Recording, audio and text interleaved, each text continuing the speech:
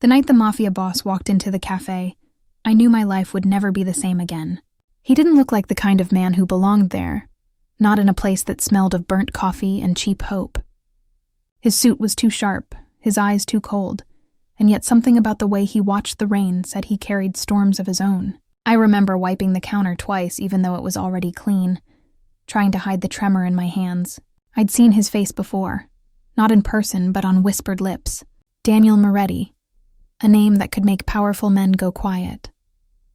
I didn't want him to notice me, but fate rarely asks what we want. His gaze lifted, locking on me with a weight that made it hard to breathe. "Black coffee," he said, his voice deep, calm, too calm. I nodded and turned to pour it, careful not to move my left arm too much. The sleeve of my uniform covered it, but the fabric wasn't thick enough to hide the faint ridges underneath. Scars I never wanted anyone to see again. As I set the cup in front of him, his eyes flickered toward my wrist, catching the edge of an old mark that the sleeve didn't quite hide. For a moment, his expression changed. Not curiosity, not pity, something else. Recognition? I wasn't sure. I pulled my sleeve down quickly and stepped back. "Long night?" I asked, trying to sound casual. He didn't answer right away. "You could say that," he said quietly. "Rain makes people restless." I busied myself with the register, pretending not to feel his eyes on me. Customers came and went. The rain kept falling, and by the time my shift ended, I was too tired to think. I stepped out into the wet street, wrapping my arms around myself. That's when I saw him again. Across the street, standing under the street lamp, an umbrella in his hand, waiting. My breath caught. He didn't speak when I approached, just opened the umbrella and tilted it toward me. "It's late," he said simply. "You shouldn't walk home alone." My instincts screamed to refuse. Men like him never did kindness without reason. But exhaustion won. "Thanks," I murmured, walking beside him in silence. The rain tapped gently against the umbrella, the city lights blurring into gold and gray. After a while, he said, "That scar on your arm, was it from an accident?" My body stiffened. "Something like that," I whispered. He didn't push, just nodded, as if filing the answer away. When we reached my building, I thanked him again. He looked at the old brick walls, then back at me. "You shouldn't have to live somewhere that leaks when it rains." His tone wasn't judgmental, more like regret. I didn't reply. That night, as I lay in bed listening to the storm, I couldn't stop thinking about him, the way his eyes softened when he saw my arm, the quiet in his voice that didn't match his reputation. I'd spent years hiding those scars, terrified they'd make me look weak. But for the first time, someone had looked at them and seen something else, something I didn't understand yet. The next morning, the cafe was busier than usual, but when the door opened and Daniel walked in again, everything else blurred. He didn't order coffee this time. Instead, he asked, "Do you still take extra shifts?" "Sometimes," I said cautiously. He nodded. "I need someone to clean my cabin outside the city. It's quiet, good pay." My heart raced. I should have said no. Every sensible part of me screamed that this was dangerous. But there was something in his tone, not command, not threat, something almost protective. "I'll think about it," I said finally. When he smiled, it wasn't the kind of smile a mafia boss should have. It was faint, uncertain, almost human. "Good," he said softly. "Think fast." That night I dreamed of rain again, only this time it wasn't falling on me. It was falling on him. I didn't sleep much that night. His words kept echoing in my mind. It's quiet, good pay. Men like Daniel Moretti didn't do quiet. They did deals, power, control.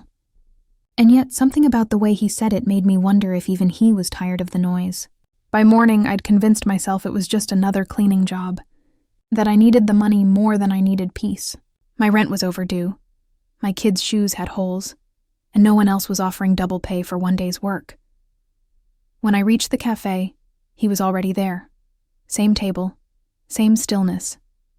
His coffee sat untouched, steam curling in the air between us. "You came early," he said, glancing at the clock. "Maybe I didn't sleep," I replied. "Then we're even." I stood by his table, clutching my apron. "About that cabin job." He looked up. His eyes, sharp yet tired, caught mine. You'll take it? I hesitated, then nodded. Just one day. He gave a small nod. That's all I need. He handed me an address scribbled on a small piece of paper. No one will bother you there. My men won't come near the place while you're inside. That line, my men won't come near, should have scared me, but it didn't. It only made me realize how different he sounded now, almost protective. I folded the paper and slipped it into my pocket. When? I asked. Tomorrow. I'll send a car. The rest of the day blurred. I wiped tables, served coffee, smiled at customers I didn't see. Every time the door opened, I half expected him to walk back in. When the last shift ended, I walked home through the drizzle, holding the paper tighter than I should have. The next morning, a black car waited by the curb. The driver didn't speak. He just opened the door and handed me a folded coat. Inside, I sat in silence, watching the city fade into endless trees and rain-wet roads. The air changed, cleaner, colder. By the time we stopped, I was staring at a cabin tucked beneath tall pines, smoke rising faintly from the chimney. This is it, the driver said. He'll be by later. I turned sharply. He's coming here? The man didn't answer, just nodded once before driving away. The front door creaked open easily. The place was spotless, more like a memory than a home. Wood panels, dustless counters, and a faint smell of cedar. Everything was in order, except for one thing, a blood-stained bandage on the sink. My breath caught. I recognized the kind of cut that left stains like that. Someone had been here, bleeding and patching themselves up alone. I cleaned anyway. It kept my mind busy, but every time the wind hit the windows, I looked up, expecting footsteps. Hours passed before I heard them, heavy, deliberate, confident. The door opened, and there he was. Daniel stood in the doorway, the late afternoon light cutting across his face. His jacket was gone, shirt sleeves rolled, one side of his arm wrapped in a fresh bandage. You shouldn't be here alone, he said. I set the cloth down slowly. You sent for me. I didn't think you'd come. Then why ask? Because I hoped you would. He walked closer, his steps measured. For the first time, I noticed the exhaustion beneath his calm, the kind that comes from fighting ghosts no one else sees. His gaze flicked briefly to my left arm again. You're hiding something, he said quietly. So are you, I replied. He smiled faintly. Fair enough. He sat by the window watching the rain start again. The silence between us felt heavier than any words could. Then softly he said, You got those scars protecting someone, didn't you? My chest tightened. I don't talk about them. You don't have to. I've seen eyes like yours before, the kind that don't forget what they've survived. For a long time, neither of us spoke. The rain fell harder, tapping against the glass like a heartbeat. He finally stood. You should leave before dark. The road's not safe after sunset. I'll finish the kitchen, I said, refusing to look up. He hesitated at the door, then said quietly, You think you're broken. But the truth is, you just learned to survive longer than most. The door closed behind him, and for the first time, I realized something I hadn't dared admit. The most dangerous thing about him wasn't his power. It was how safe he made broken things feel. By the time I finished cleaning, the sun was already gone. The woods outside had turned to silhouettes. Tall, black shadows pressed against the cabin windows. I should have left hours ago, but something in the air made me stay. Maybe it was the storm that had started again. Or maybe it was the way Daniel's words kept circling in my mind. You just learned to survive longer than most. People didn't say things like that unless they'd lived through something similar. I lit a small lamp and wrapped my arms around myself. The power flickered once, then steadied. The quiet was heavy, the kind that presses on your chest until you forget how to breathe. I'd never liked silence. It always left too much room for memory. Then came the knock. 3 slow taps against the door. My heart jumped. I froze, staring at the handle. It couldn't be Daniel. He said he wouldn't come back tonight. I stepped closer, trying to quiet the sound of my heartbeat. Who's there? No answer. Just the low hum of rain and the groan of wood under wind. Then the voice came. Low, male, unfamiliar. He sent me for the trash. The words didn't make sense. There was no trash. Only one person who could have sent someone, Daniel. But something in the man's tone made my skin crawl. Calm but wrong. I didn't move. Come back tomorrow, I said through the door. Silence, then softer. Ma'am, please open the door.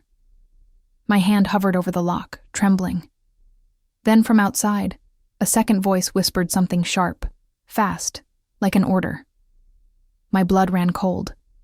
I stepped back, one step, then two. That's when headlights flashed through the rain. 2 cars, stopping just beyond the trees. Men stepped out, dark coats glistening. Not cleaners, not friends. I killed the lamp and ducked behind the counter. My mind raced. No phone signal. No way to run without being seen. Every instinct told me to hide, but another voice, Daniel's voice, echoed in my head. If you ever feel cornered, look for the quietest way out. The back door. I crawled across the floor, every board creaking louder than it should. Rain hammered the roof. The sound of boots hit the porch. The door handle turned, slow, deliberate. I reached the back just as the front door burst open. Search it, a man barked. I slipped outside into the cold night, rain soaking through my clothes instantly. The forest swallowed me. Branches slapped my face, mud pulled at my shoes, but I didn't stop. I didn't look back until the cabin lights flickered through the trees. They were tearing the place apart. Then headlights appeared again. Closer this time, moving fast down the dirt road. A car stopped just ahead of me. My breath caught. The driver's door opened, and he stepped out. Daniel, what are you doing here? I gasped, shivering. I should be asking you that, he said, scanning the woods behind me. When he saw the men at the cabin, his expression hardened instantly. Get in the car! Now! I didn't argue. The moment I slammed the door shut, he hit the gas. The tires spun, mud flying as the car shot down the narrow road. Behind us, faint gunshots cracked through the rain. My voice shook. Who were they? He didn't look at me. People who don't like it when I start cleaning up my messes. What does that mean? It means, he said grimly, someone betrayed me tonight. The rain hit harder, the windshield wipers struggling to keep up. He turned down a side road, headlights cutting through the dark. You shouldn't have stayed, he said. I was finishing your kitchen, I muttered. He glanced at me, really looked at me. You think you're just a cleaner, Sarah. But I think you're about to find out why no one stays near me for long. The car went silent again, except for the storm. And in that silence, I realized the truth. Whatever had happened tonight wasn't over. It was just beginning. The car didn't stop for nearly an hour. The rain followed us like it refused to let go. When Daniel finally pulled over, we were in front of an old warehouse by the river, its windows dark and fogged. He didn't say a word as he got out, scanning the area before motioning me to follow. Inside, the place looked abandoned. Except for the faint glow of security monitors and the hum of a generator somewhere in the back. Sit, he said, nodding toward a worn-out couch. His voice was low, clipped, not unkind, but sharp with control. I sat. My hands trembled as I looked around, trying to make sense of where I was. He removed his soaked coat, revealing the blood, seeping through his shirt near the shoulder, the same wound I'd noticed before. You're hurt, I said quietly. He gave a faint, almost tired smile. You notice everything, don't you? I used to be a nurse, I murmured before I could stop myself. That caught his attention. Used to be? Things happened. I left. He nodded slowly, then reached for a small medical kit on the table. His fingers brushed against the gauze, and for a brief second, he winced. Instinct took over. Let me help, I said, moving closer. He hesitated but didn't stop me. I sat beside him. my fingers careful as I peeled away the wet fabric. The cut was deep, clean, but not stitched properly. "This needs pressure," I said, grabbing a towel. He didn't flinch as I pressed it against the wound. His eyes stayed on mine the entire time, calm, but searching. "You've seen worse," he said quietly. I swallowed hard. "Yes." "Someone hurt you?" The question hit harder than I expected. My hand froze mid-motion. I didn't answer. He didn't ask again. Instead, he said softly, "Scars tell stories. Some people just never learn to read them right." I taped the bandage and stepped back. "You should rest," I said, my voice shaking slightly. He leaned back, exhaling. "Rest isn't something I can afford." "Then why help me tonight?" I asked. "You could have left me there." He looked toward the rain-streaked window. "Because the last time I ignored a woman in danger, it cost me more than I'll ever admit." Something in his tone made my chest tighten. There was pain there. Not guilt, not weakness. Something heavier. A memory that refused to stay buried. After a long silence, he said, "The men who came to that cabin, they weren't random. Someone inside my own circle told them you'd be there. They thought you meant something to me." "Do I?" I whispered, before realizing the words had slipped out. He looked at me, his expression unreadable. "You shouldn't." The generator hummed louder, filling the space between us. I stood, rubbing my hands together. "I should go. I have kids waiting for me." His head turned sharply. "Kids?" I froze, realizing what I'd revealed. "4," I said finally. "And before you ask, yes, I'm on my own."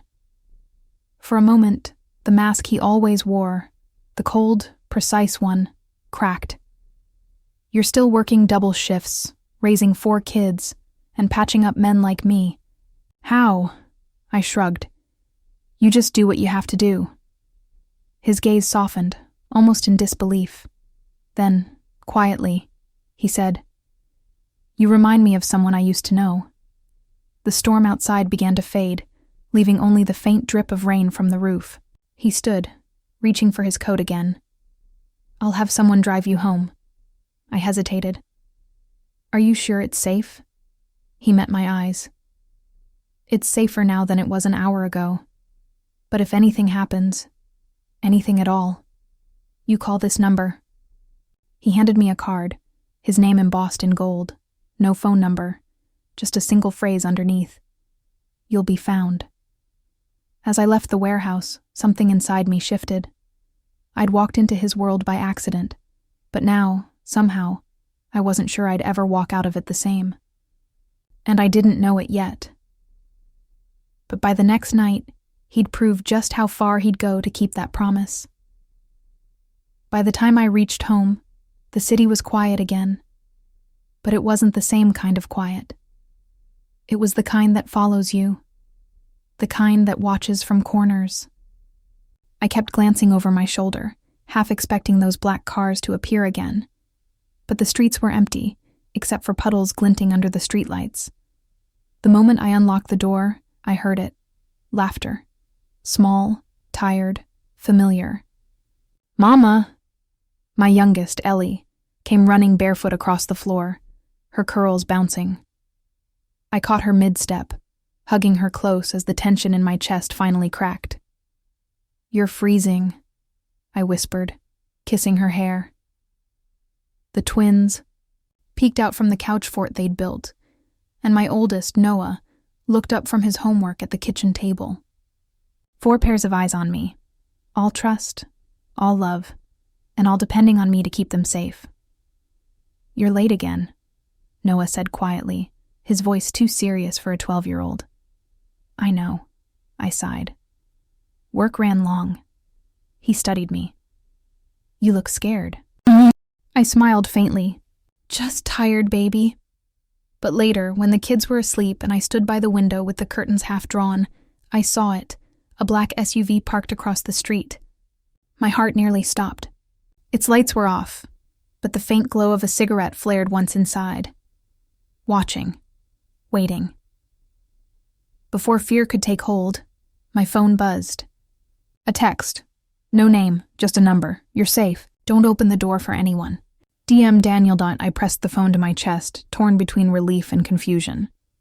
Why was he still watching? How much did he already know about me? About my kids? The night passed slowly. Every sound and the pipes, the wind made me tense. But no one came. By morning, the SUV was gone. For a brief, fragile moment, I convinced myself it had all been a bad dream, until the phone rang. Miss Lane? The voice was female, polite. This is from St. Mary's Hospital. We found your information listed under Mr. Daniel Moretti's emergency contacts. My grip tightened. What? He was brought in early this morning. Multiple injuries. He insisted we call you. I felt my knees weaken. I'm not family. He said you were the only one he trusted. The world tilted slightly. The kids were still asleep. The sun was barely up. My hands shook as I whispered, I'll be there soon. At the hospital, everything smelled like antiseptic and quiet fear. When I reached the second floor, 2 men in suits stood outside his room. They didn't look like nurses. One nodded at me, then opened the door. Daniel lay pale under harsh white light, stitches tracing his shoulder and ribs. Even bruised, he still looked unshakable. His eyes opened when he heard me. You came, he said softly. You called me, I replied. A faint smirk tugged at the corner of his mouth. Guess I did. I stepped closer, anger and worry tangled in my chest. Who did this to you? He didn't answer right away. His gaze shifted toward the window, where rain started to fall again. Slower this time, almost gentle. Same people who were at the cabin. Only now I know who sent them. Who? He turned his head toward me. Someone I once called a brother. Silence filled the room. I wanted to ask more, but something in his eyes, that quiet storm, told me not to. He reached for something on the table beside him and handed it to me. A folded photo, worn at the edges. It was of a little boy, maybe 5 years old, holding a small wooden car. That was my son, he said quietly. He died because I trusted the wrong man. I stared at the picture, my throat tightening. I'm sorry, I whispered. He looked up at me. That's why I can't let them touch you or your kids. How do you even know about them? He gave a faint smile. You think I'd let you walk into my world without knowing who you really are? I should have felt angry, violated. But all I felt was something deeper, a strange, quiet fear that maybe he cared too much. Go home, he said finally. Stay close to your kids. I'll handle the rest. When I turned to leave, he added softly, and Sarah, don't lose faith in people just because of scars. Sometimes they're the only proof that we healed.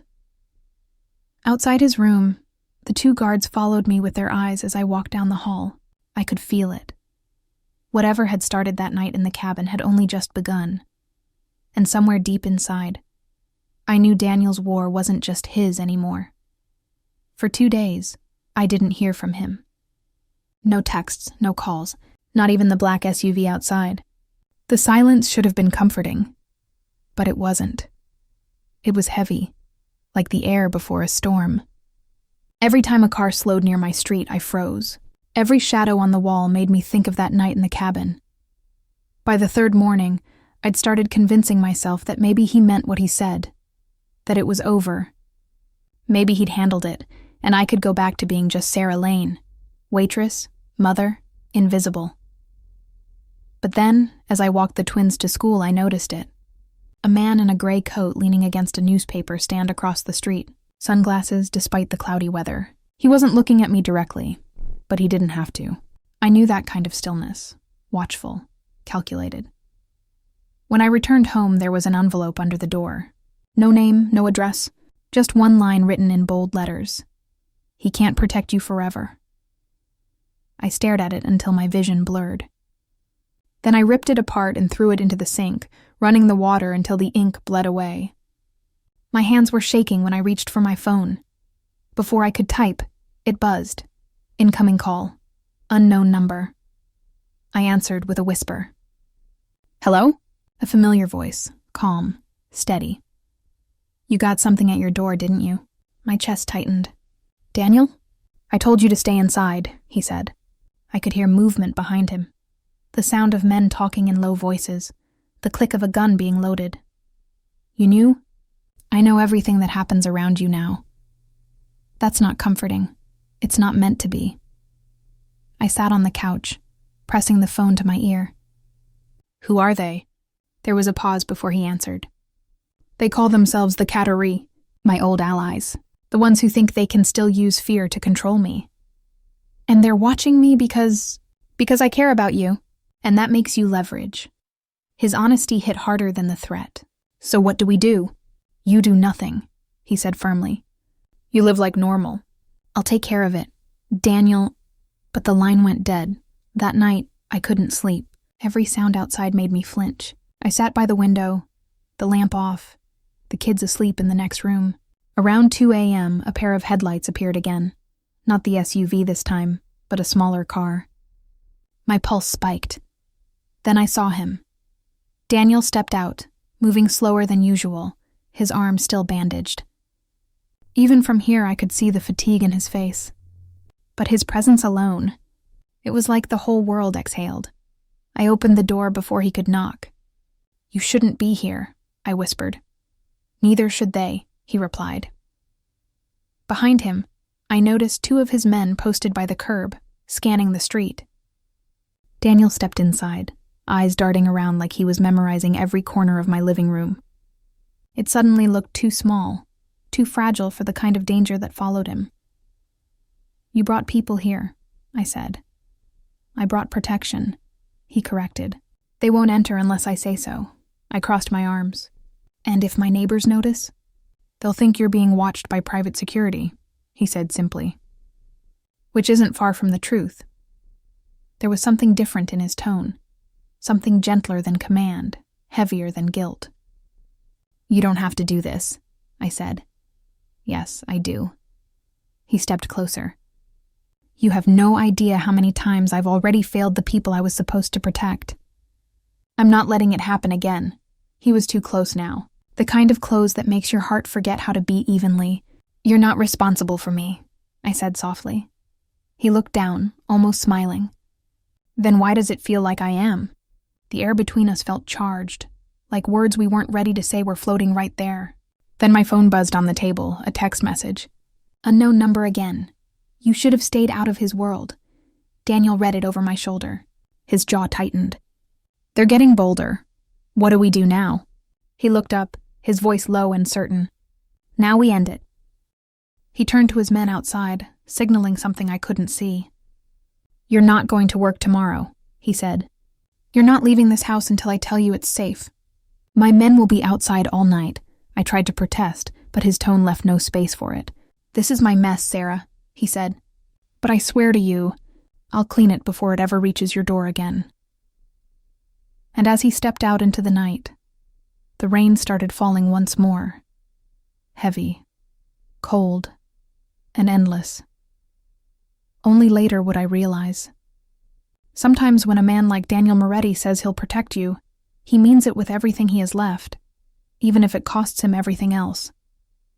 When I woke up the next morning, the house felt different. Too still, too careful. Through the curtains, I could see one of Daniel's men leaning against a parked car, pretending to read a newspaper. Another stood by the lamppost, his hand brushing the earpiece every few minutes. The sight should have terrified me, but it didn't. It only made me realize one thing. Daniel Moretti wasn't bluffing. I brewed coffee, trying to focus on the normal rhythm of morning. Breakfast, lunchboxes, shoes, hugs at the door. But even Noah could feel it. Why are there men outside, Mom? He asked, his tone cautious. They're just making sure everything's okay, I said, forcing a smile. Did you do something bad? I froze. No, honey. Someone else did. And they're fixing it. It wasn't a lie, just not the whole truth. After I dropped them at school, I came home and found a note slipped under my door. 3 words written in Daniel's handwriting. Stay inside today. I sighed, picking it up. You're watching me even now, aren't you? I muttered under my breath. And somewhere I was sure he was. Meanwhile, across the city, Daniel stood in a dimly lit office, one that used to belong to a man he once trusted. The same man now sitting tied to a chair before him, Victor Russo, his right-hand man for 5 years, his betrayer for 2. Tell me why, Daniel said quietly, leaning on his desk. His tone wasn't angry. It was worse, controlled, patient, the kind of calm that comes right before something breaks. Victor laughed weakly. You've gone soft, Daniel. You protect a waitress and her brats while your empire rots from the inside. You think that makes you better than us? Daniel didn't blink. I think it makes me human. You were never human, Victor spat. You were a weapon, the best one we had, until she showed up. That flicker of her name in Victor's mouth was all it took. Daniel's hand slammed against the desk, splintering the wood. You don't say her name, Victor sneered. What is she, huh? Some broken little project? Or are you trying to save her because you couldn't save your wife? The silence that followed was suffocating. Daniel moved slowly, pulling a small revolver from the drawer. He set it down on the table between them. You know me well enough to understand I don't make threats. Victor's smile faltered. You wouldn't. Daniel leaned forward. You sent men to her house. You left notes under her door. You watched her kids. Tell me why. She was leverage, Victor said, his voice trembling now. They wanted to break you, and I wanted to survive. Daniel picked up the revolver, then set it back down. He didn't point it, didn't even look at it. You could have just walked away and leave everything we built, Victor said. You think you can walk away from this life? You can't. You know that. Daniel stared at him for a long, cold moment. Maybe you're right. Maybe I can't walk away, but I can choose what kind of man I am when I stay. Then, without another word, he turned to his men by the door. Take him to the docks. Make it quiet. Victor's protests faded as they dragged him out. The moment the door shut, Daniel leaned back against the wall, rubbing the scar on his shoulder. The one Sarah had cleaned herself. For the first time in years, he felt something strange, exhaustion mixed with clarity. He looked down at his phone, hesitating. Then he texted her, You did nothing wrong. Just keep your kids close tonight. Hours later, when Sarah read that message, she didn't know what he'd done, only that it had cost him something. Maybe a part of himself he'd never get back. That night, as she tucked Ellie into bed, the little girl asked softly, Mama, is the man with the sad eyes your friend? Sarah hesitated, her throat tightening. Maybe, she said quietly, but I think he's trying to be. And somewhere across the city, sitting in the dark of his office, Daniel stared at the rain hitting the window and whispered to himself, I hope that's still possible. By the next morning, the men outside were gone. No guards, no black SUVs, just silence and a note taped to my door. It's safe for now. DM for now. Those 2 words rattled around in my head like loose glass. Safety shouldn't come with an expiration date, but with Daniel, it always did. I dressed the kids, packed their lunches, and tried to pretend life was normal. But when I caught my reflection in the mirror, I barely recognized myself. My eyes weren't tired. They were watchful. My movements weren't rushed. They were deliberate. Living in Daniel's orbit had changed me, even in silence. By the time evening came, the quiet had become unbearable. So I did something reckless. I called him. He answered on the first ring. Sarah, don't you ever say hello like a normal person? I asked, trying to mask the relief in my voice. I don't do normal, he said flatly. I noticed. There was a pause, not cold but heavy. Like words unsaid filled the line. Why'd you call? He finally asked. Because I can't keep pretending this is fine. My kids, they're confused. I'm confused. You keep telling me I'm safe, but then people watch me, follow me, threaten me. My voice cracked. I don't even know who you really are. He sighed softly, and I could hear movement, a chair creaking, maybe a glass being set down. You know enough. No, I said, sharper than I meant to. I know the man who bled in my diner and thanked me for saving his life. But I also know the one who sends men with guns to stand outside my door. So which one are you? Silence again. Then finally he said, maybe both. I pressed my hand to my forehead.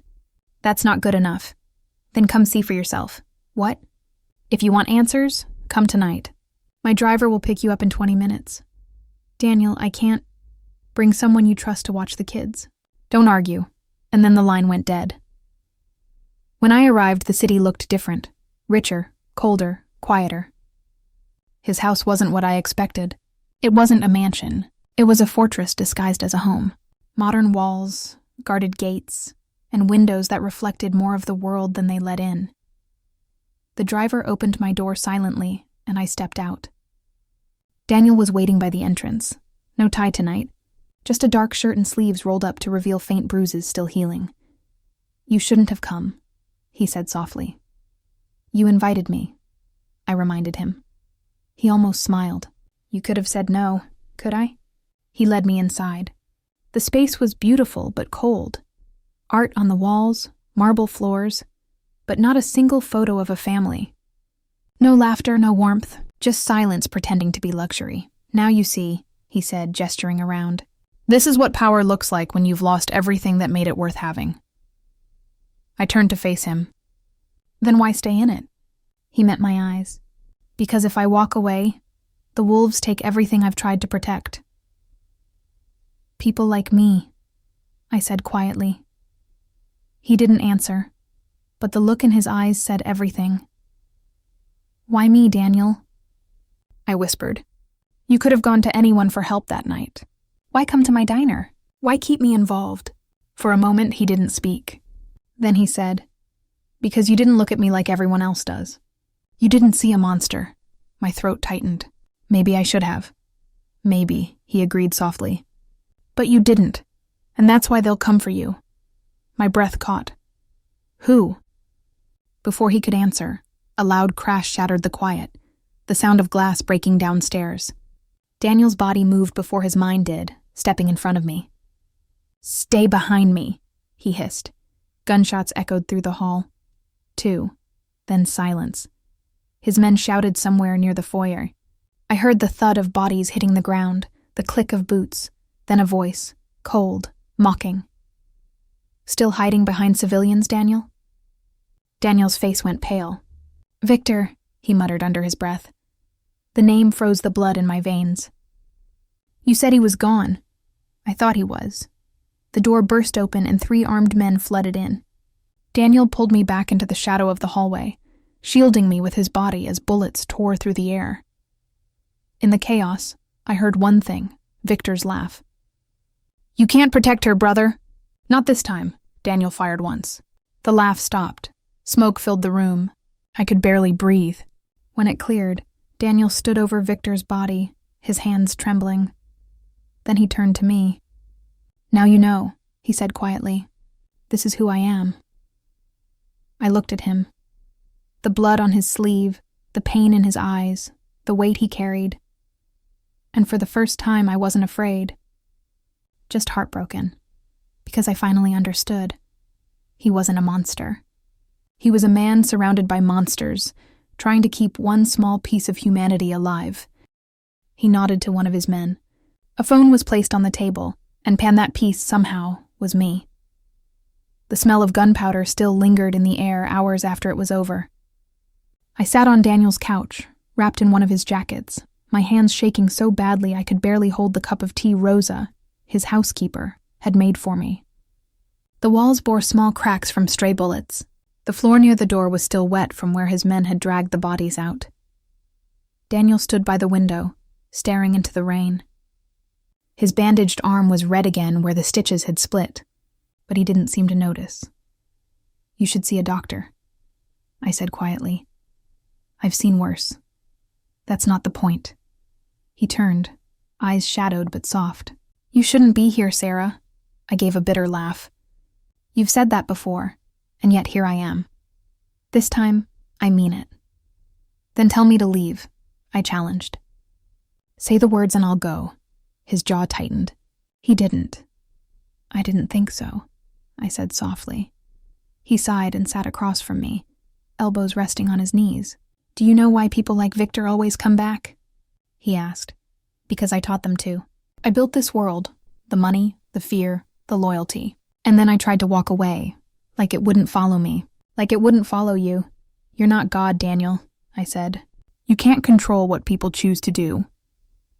I can control what happens next, he said. And what happens next is you and your kids disappear. The words hit me like a blow. Disappear? He nodded. New identities. New city. You'll be safe. I'll make sure of it. And you? He hesitated. I finished what I started. No, I stood up. You're not doing this alone. He looked at me, something between disbelief and admiration in his eyes. You think you can stand in my world, Sarah? That you can handle what I've done? What I'm still doing? I swallowed hard. I don't know, but I'm tired of being scared in mine. For the first time, he smiled, a small, sad curve of his lips. You're braver than half the men I've ever met. I shrugged, forcing a faint grin. Comes with being a single mom. You either learn courage or collapse. He chuckled once under his breath, then went silent. When I left that night, he walked me to the car himself. His men stayed back, watching the street. Before I got in, I turned to him. Daniel, why did you save me that night? Really? He met my gaze, rain falling in thin sheets around us. Because you looked at me like I wasn't already dead. The car door closed before I could respond. That night, back in my apartment, I couldn't sleep. The kids were safe, the rain still falling, but something inside me felt wrong, restless, like there was a choice waiting for me, and every hour I didn't make it was an hour closer to losing everything. I picked up my phone, my thumb hovering over his contact, and then I did something I didn't expect. I opened my laptop and began writing an email, not to Daniel, but to a journalist I knew from my diner. A woman who'd spent her career chasing corruption stories in the city. If something happens to me, I typed, there's a man you need to know about. His name is Daniel Moretti. My hand shook as I hit save draft. I didn't send it, not yet, but knowing it was there gave me a strange kind of power. A reminder that even in his world, I still had a voice. Somewhere across the city, Daniel sat in his dark office, replaying the night's events. Victor's last words echoed in his mind. You can't protect her forever. He poured himself a drink, staring at his reflection in the glass. For a long moment, he looked like the man everyone believed him to be, the untouchable mafia boss. But then, quietly, he whispered, she doesn't need me to protect her. She just needs me not to destroy her. And for Daniel Moretti, that might have been the first honest prayer of his life. Morning came too early, pulling me out of the kind of sleep that doesn't rest you, just hides you from your own thoughts. The draft email still sat open on my laptop screen, unsent, its blinking cursor daring me to finish what I'd started. I stared at it for a long time before closing the lid. I couldn't send it. Not yet. At the diner, things felt off. The regulars smiled, but their eyes lingered on me longer than usual, as if they knew something I didn't. Maybe word had spread, that the man who once showed up bleeding on my doorstep was the same man who could make the city tremble. With a phone call, I tried to focus on refilling, coffee cups and wiping tables, but around noon I noticed a man sitting by the window. Suit. No order. Just watching. He didn't look like Daniel's men. Daniel's men were deliberate. They wanted you to know you were being protected. This one looked like he wanted to disappear into the wallpaper. I carried a pot of coffee to his table. Can I get you something? He smiled faintly. Just information. The sound of that word made my stomach tighten. I'm sorry? He leaned forward. You've been seen with Daniel Moretti. That's concerning? My voice barely came out. Who are you? Someone who wants to see him fall. I set the pot down too hard, coffee splashing over the rim. I don't know what you're talking about. He stood, buttoning his coat. Then I hope your children never find out what it's like to lose everything because of someone else's secrets. By the time I looked up again, he was gone. That night, I called Daniel. He picked up after one ring. Sarah? There was someone at the diner, I said, breathless. He knew about you, about me. He threatened my kids. Silence. then the sound of a chair scraping across a floor. "I'm on my way. Daniel, lock the doors." Don't argue. When he arrived, he didn't come alone. 2 black SUVs pulled up behind his car, headlights cutting through the fog. His men moved with silent precision, sweeping the street, checking alleys, posting guards at both ends of the block. Daniel stepped inside, coat still damp from rain, eyes colder than I'd ever seen. "What exactly did he say?" I told him everything, every word, every look. He listened quietly, hands clasped behind his back, like a general planning a war. When I finished, he said, "That wasn't a threat. It was a message. From who?" He hesitated, then said, "The ones who used to own me." It hit me like a slap. "You mean the Mafia?" He looked at me unflinching. "I am the Mafia, Sarah, but there are men above even me, and now that they know I care about you, they'll use it." I took a step back, my voice trembling. "Then why didn't you stay away from me? You could have just disappeared, and none of this would have happened." "Because I don't disappear from the only person who ever made me. Want to live clean." The room fell silent. "Don't want to be part of this." I whispered. "I know," he said. "That's why I'm going to end it." "End it how?" He didn't answer. He just looked at me with that haunted steadiness I'd come to recognize, the kind that said he'd already made a decision, and it wasn't one he'd survive. Before he left, he stopped by the door.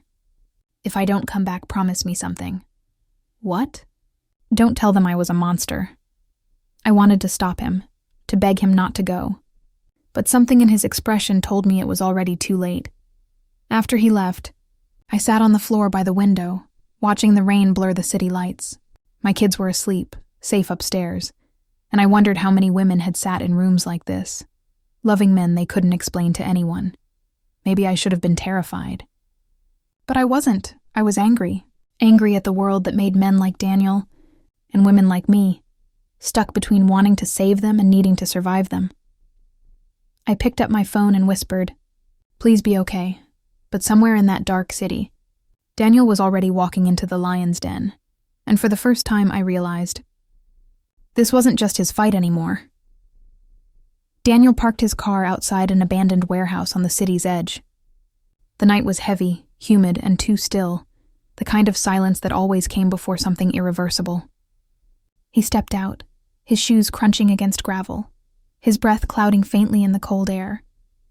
Inside, the lights were already on. That was a bad sign. They were waiting for him. At the far end of the room sat a long table surrounded by men in tailored suits. Their faces were familiar, ghosts from his past life, the organization's inner circle, and at the center sat the one man Daniel once called his mentor, Don Salvatore. "Daniel Moretti," the old man said, his accent thick and unhurried. "You've been a very busy boy." Daniel didn't respond. He simply walked closer, hands steady, eyes colder than ice. "You kill Victor Russo," Salvatore continued. "You burn bridges with my partners. And now, you fall in love with a waitress?" Daniel's jaw flexed. "I didn't come here to talk about her." "Oh, but we did," Salvatore said, smiling faintly. "Because she's your weakness. And your weakness is our leverage." The room went still. Daniel's voice dropped, soft but razor sharp. "If you touch her, I'll burn everything you've built." A low chuckle rippled through the room. "You sound like the boy I raised," Salvatore said. "Always ready to fight, never ready to think," ushed toward Daniel. "Call her," Salvatore said. "Tell her you're done with her, right now, or my men find her before sunrise."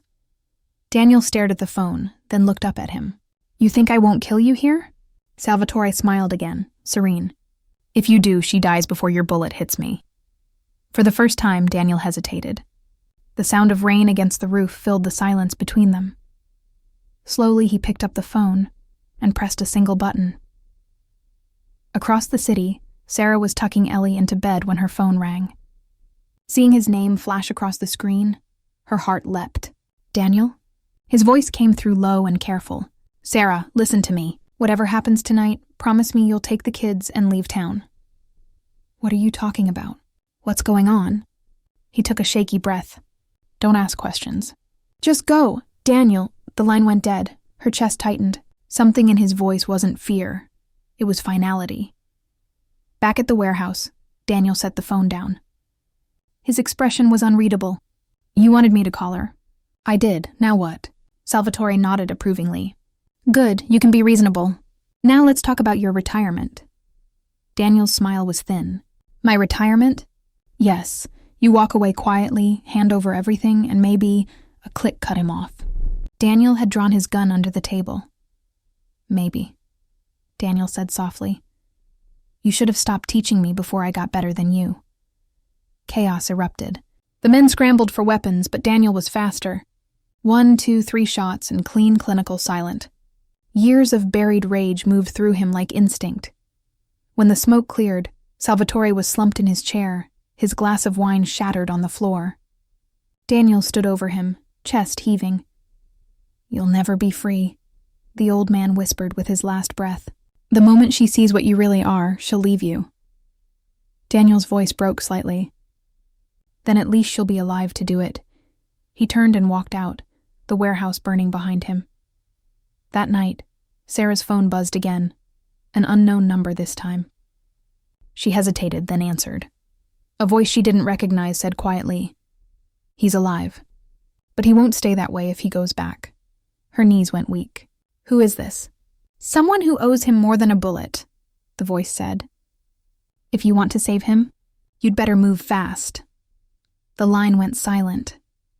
Sarah stood frozen, her heart pounding, her mind racing. For weeks she had lived between fear and faith. But tonight, for the first time, she chose action. She grabbed her keys, and somewhere in the distance, Daniel Moretti was bleeding. Again. The city looked different at night when you were driving toward danger instead of away from it. Every streetlight flickered like a warning. Every shadow felt alive. My hands gripped the steering wheel so tight my knuckles turned white, but turning back was no longer an option. Daniel had told me to leave. To run. But he didn't understand something. I'd spent my whole life running. From bills, from heartbreak, from fear. Not tonight. Not from him. I drove to the only place that made sense, the old docks. It was where he went when he didn't want to be found, where whispers of the city's dark side came to rest. When I arrived, smoke still curled into the sky. The warehouse was half collapsed, flames licking at the metal beams, sirens echoing in the distance. I ran out of the car, the smell of burnt rubber and gunpowder filling my lungs. Daniel, I shouted, coughing through the smoke. Daniel, please. At first, there was nothing. Just the crackle of fire and the hiss of rain trying to put it out. And then a sound, a low, broken groan.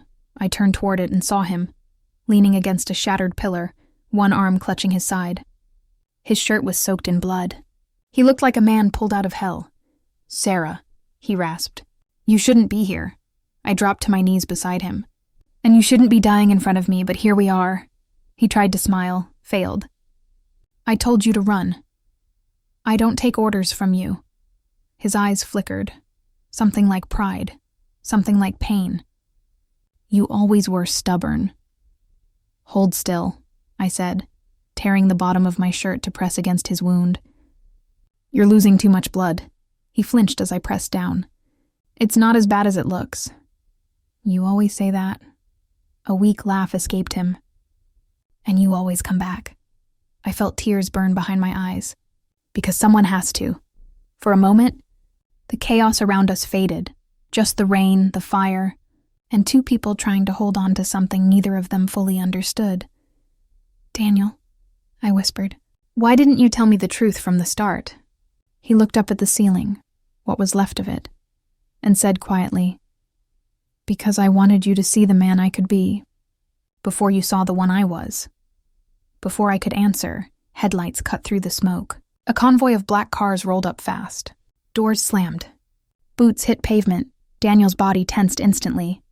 Get behind me! Not again, I said. You're hurt. Sarah, do it. But it was too late. A voice rang out through the night. Calm, deep, commanding. Drop your weapon, Moretti. Daniel's jaw tightened. They're not mine. The men who stepped forward weren't part of his crew. These were federal agents. Sharp suits, steel eyes, weapons drawn. The man in front lifted his badge. FBI, we have you surrounded. My heart dropped. Daniel didn't move. He just laughed. A low, tired sound that didn't belong to the man I'd met in that diner. Took you long enough. An agent barked. On your knees, hands where I can see them. But before he complied, Daniel turned to me. His eyes, those sharp, stormy blue eyes, softened in a way I'd never seen before. You need to walk away, Sarah. Right now. No, I whispered. Not this time, Sarah. Daniel, if you think I came all this way to watch you go to prison or die in front of me, you're wrong, the agent shouted again. Last warning, Moretti. Daniel's voice dropped to a whisper. Then you better make them believe I'm not worth saving. And before I could understand what he meant, he reached for something in his jacket, not a weapon, but a folded piece of paper. He tossed it to me just as the agent surged forward. Gunshots split the night. I screamed his name. When the smoke cleared, Daniel was on the ground, cuffed, bleeding, but alive, barely. The agents moved fast, dragging him toward the cars, reciting rights he'd stopped caring about years ago. One of them picked up the paper that had fallen near my feet and handed it to me. He wanted you to have this. My hands trembled as I unfolded it. Just 3 words, written in his handwriting. Tell them everything. And below that, a name, one I didn't recognize. But I knew what it meant. Daniel Moretti hadn't been running from his sins. He'd been trying to expose something bigger, something darker. The man they called the Mafia boss might have been the only honest one left. The rain hadn't stopped when they took Daniel away. It came down harder, like the city itself was mourning him. I stood there on the cracked asphalt, soaked, holding that note in my trembling hands as the red and blue lights faded into the distance. I couldn't breathe. I couldn't think. All I knew was his words. Tell them everything. But who was them? And who was the name written underneath? Monsieur Viscari. I knew that name. Everyone in the city did. Matteo Viscari, the man who had once owned half the underworld before disappearing without a trace. Rumor was he ran the politicians, the judges, the cops, everyone. If Daniel had written that name, it meant only one thing. The real enemy was still out there. The next morning, I woke to pounding on the door. Not sharp or violent. Familiar. Sarah, it's me, a voice said. It was Marco, Daniel's right-hand man. I hesitated before unlocking the door. His black suit was wet from the storm, his eyes sunken with exhaustion. They took him, I said, voice cracking. He nodded. I know. The feds hit 2 of our safe houses last night. Someone tipped them off. I unfolded the note, showing him the name. He gave me this. What does it mean? Marco stared at it for a long moment, his jaw tightening. It means he's not done fighting. And neither are we. He leaned closer, lowering his voice. Viscari was the one who ordered the hit on Daniel years ago. The one that killed his brother. Daniel's been building a case against him quietly for months. Documents, names, everything. But the files disappeared when the Bureau started watching him. That note? He pointed to it. It's where to find them. I swallowed hard. Then we find them before the FBI does. Marco smirked faintly. Didn't know you had it in you. I didn't either. That night, I left the kids with my neighbor, told her it was just a shift at the diner. My voice didn't even shake. Funny how lying gets easier when it's for the truth. Marco drove. The city blurred past in streaks of wet light. We ended up at an old storage facility near the river. Rusted gates, flickering floodlights. It looked abandoned, but when Marco punched in a code on the keypad, the gate clicked open. Inside, rows of lockers stretched into the dark. He said locker 47, Marco muttered, scanning the numbers. When he found it, his expression changed. The lock had been broken. My heart dropped. Someone's already been here. We pulled the door open slowly. Inside was a metal briefcase. Open, empty, except for a single photograph. It was me. Standing outside my diner, Marco swore under his breath. They're watching you. Before I could react, headlights cut through the far end of the warehouse. A black car. 2 men stepped out, suits, guns. Marco grabbed my wrist. Run. We sprinted between the lockers, bullets ricocheting off the metal walls. I could smell gunpowder and oil. One bullet grazed my arm. Hot pain, sharp and real. I stumbled but kept moving. "Keep going," Marco shouted. We burst out through a side door into the rain. The river glowed faintly from the city lights, and I could hear footsteps behind us. Marco shoved his gun into my hand. "You know how to use it?" "No." "Then point and pray." He turned, firing back. I ran for the car. Another shot rang out, this one louder, closer. "Marco fell! Marco!" I screamed. He was still breathing, barely. "Don't stop. Find Vescari. He's not done yet." I pressed my hand to his wound, tears mixing with rain. "You can't die here." He smiled weakly. "Tell the boss. He finally found something worth dying for." And then his eyes went still. I don't remember how I got back in the car. I just remember the weight of the gun in my lap, the note still clutched in my hand, and the sound of my heartbeat louder than the rain. Daniel had gone to prison for men like Vescari. Marco had died for him, and me? I was done being a bystander. As I drove into the storm, one thought burned in my mind. If Daniel wanted the truth out, I'd make sure the whole world heard it, even if it killed me too. By morning, the city felt colder, not in temperature but in spirit. Everything looked quieter, like the world was holding its breath. I hadn't slept, hadn't eaten. All I could think about was Daniel's note and Marco's last words echoing through my head. Find Vescari. If I was going to save Daniel, I needed proof.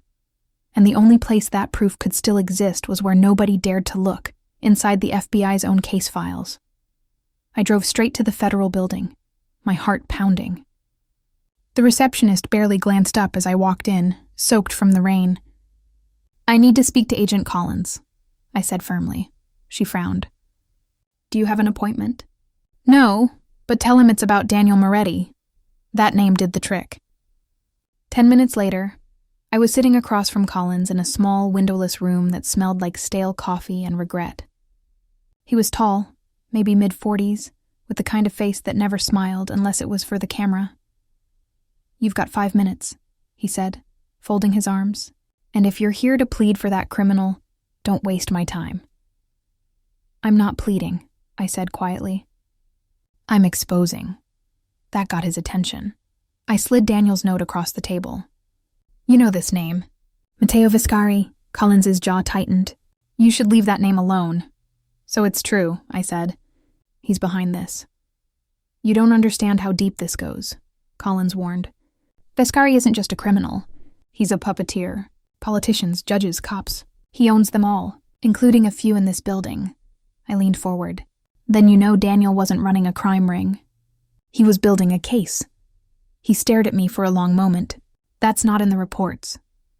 "Of course not," I said, "because someone made sure it disappeared." "But he left clues, didn't he? Files, recordings?" Collins sighed, rubbing his temples. "There were encrypted drives we never cracked. They vanished from evidence the night before his arrest." My stomach sank. "You think Vescari has them?" He hesitated. "If he doesn't, someone close to him does." For a moment, neither of us spoke. Then I said, "So help me get them back." He looked at me like I'd lost my mind. "You want to go after Vescari? Do you know what he does to people who cross him?" "I've seen what he does," I said softly. "Now it's my turn." Something in my voice must have convinced him, because he finally said, "There's a warehouse on 9th and Devereaux. We've suspected for months it's one of Vescari's fronts, but we could never get a warrant. You didn't hear it from me." I stood to leave, but his next words stopped me. "If you go there and don't come back, no one's coming for you." I smiled faintly. Wouldn't be the first time. That night, I parked a few blocks from the address. The warehouse loomed like a sleeping beast. No lights, no guards visible, but I could feel the danger pulsing in the air. I slipped inside through a broken side door. Inside, rows of crates filled the darkness. My flashlight caught faint dust motes, swirling like ghosts, and then I saw it. A small metal cabinet bolted to the wall. Its label was barely visible under the grime. Archive 47.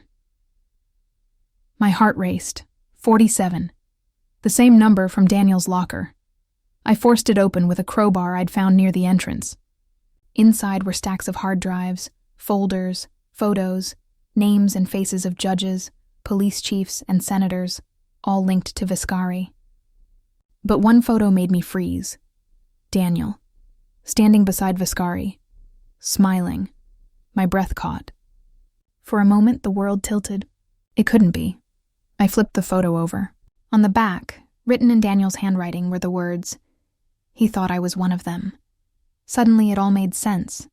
The secrecy, the lies, the fear. Daniel had gone undercover inside Viscari's network. He wasn't the enemy, he was the weapon. A creak behind me made me turn. A man stepped out of the shadows, older, silver hair slicked back, dressed in an immaculate black suit. His voice was smooth, venomous. I was wondering who'd come for those files. Matteo Viscari. I froze. "You must be the waitress," he said with a smile that didn't reach his eyes. "The one who made our little judge go soft." I didn't move. My mind was racing. He stepped closer. "You know, he begged for your life once. Said you were innocent. Sweet, really. Stay away from me," I said, voice trembling. "Or what? You'll shoot me?" I raised the gun Marco had given me. My hands were shaking, but my aim didn't waver. "If I have to," he smirked. "You won't." He was right, I couldn't kill him. Not yet, but I didn't need to. I'd already pocketed one of the drives. I backed toward the door. "You're right," I said. "I'm not a killer, but I know someone who used to be." Before he could react, I smashed the emergency fire alarm. Sirens blared, floodlights flickered on, and from somewhere outside, engines roared. Black SUVs with government plates. The FBI had arrived. Viscari turned, cursing, as agents stormed in. I slipped into the chaos, clutching the drive to my chest. For the first time in days, I could breathe. Daniel's note had led me here. And now, finally, I had proof that could free him and destroy the empire that had destroyed him. But deep down, I knew this wasn't over. Because men like Viscari never went down quietly, and if he survived that night, he'd come for me next. The sun was just breaking over the city when I drove to the courthouse. The hard drive sat beside me on the passenger seat, wrapped in Daniel's blood-stained handkerchief like it was something sacred. The whole night had blurred into one long heartbeat. Gunfire, smoke, sirens. But now everything was painfully clear. If this drive reached the wrong hands, Daniel would die in prison. If it reached the right ones, Viscari's empire would burn. Inside, Agent Collins was waiting. He looked as tired as I felt. "You got it?" he asked. I handed him the drive. "Everything you need is in there. Names, ledgers, bribes, orders. It's over." He hesitated, staring at the drive like it might explode. "You're sure you want to be part of this?" "Once this goes public, there's no going back," I nodded. "Neither of us can go back. Not after what we've seen." He exhaled slowly, then said, "All right, let's finish this." By noon, the headlines hit every screen in the country. FBI exposes major crime network. Politicians and police chiefs linked to Matteo Viscari. The photographs, the recordings, the evidence, all released in one coordinated drop. Years of silence ended in a single moment, but even victory had a cost. That night, as the city celebrated justice finally catching up with its ghosts, I sat alone in the hospital corridor, waiting. Daniel had been in surgery for hours after the FBI raid. Bullet lodged near his ribs, blood loss too severe. Every sound of a door creaking made me flinch. Every footstep in the hall felt like a countdown. Finally, the doctor appeared. "He made it," he said simply. For a second, I couldn't speak. I just nodded, tears blurring my vision. When I entered his room, he looked pale but alive. Wires ran across his chest, a steady rhythm on the monitor beside him. His eyes fluttered open when he heard me. "You shouldn't be here," he whispered. I smiled through my tears. "You keep saying that, and yet here I am." He tried to sit up. "Viscari?" "Gone," I said softly. "The files." "The whole network's been exposed. Collins made sure of it." Daniel closed his eyes for a long moment. "You did it." "We did it," I corrected. "You started this." "I just finished it." He let out a weak laugh. "Didn't think you'd ever stop arguing with me." "Then you don't know me very well." For a while, we didn't speak. The rain had stopped outside, leaving the room wrapped in quiet. Then he said something that caught me off guard. "I don't know if I can ever undo what I've done, Sarah. All the things I've been, all the people I've hurt." I reached for his hand. "You can't change your past, Daniel, but you can decide what kind of man you'll be when you wake up tomorrow." His eyes met mine. Soft, vulnerable, human. "And what if I don't deserve tomorrow?" "Then live like you do anyway." Silence again. But this time it felt peaceful. A few weeks later, the world had moved on. The papers called Daniel Moretti a criminal turned whistleblower. Some saw him as a hero. Others still called him the devil. But to me, he was just a man trying to start over. He left the city soon after his recovery. No goodbyes, no letters. Just vanished into quiet somewhere far from the noise. Maybe he was right to. The kind of peace he needed couldn't exist here. Months passed. I went back to the diner, back to my kids, back to pretending life was simple again. But every now and then, when the doorbell rang late at night, my heart would skip, part of me always hoping it was him. Then one morning, a package arrived with no return address.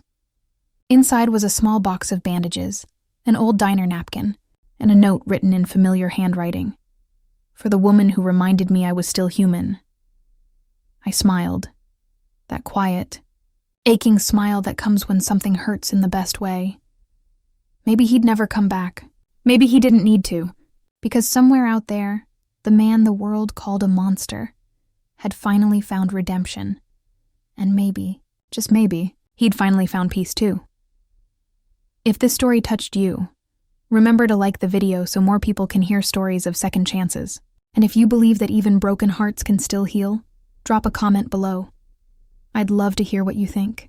And of course, subscribe for more emotional mafia stories like this one. Because sometimes, even in the darkest worlds, a single act of kindness can change everything.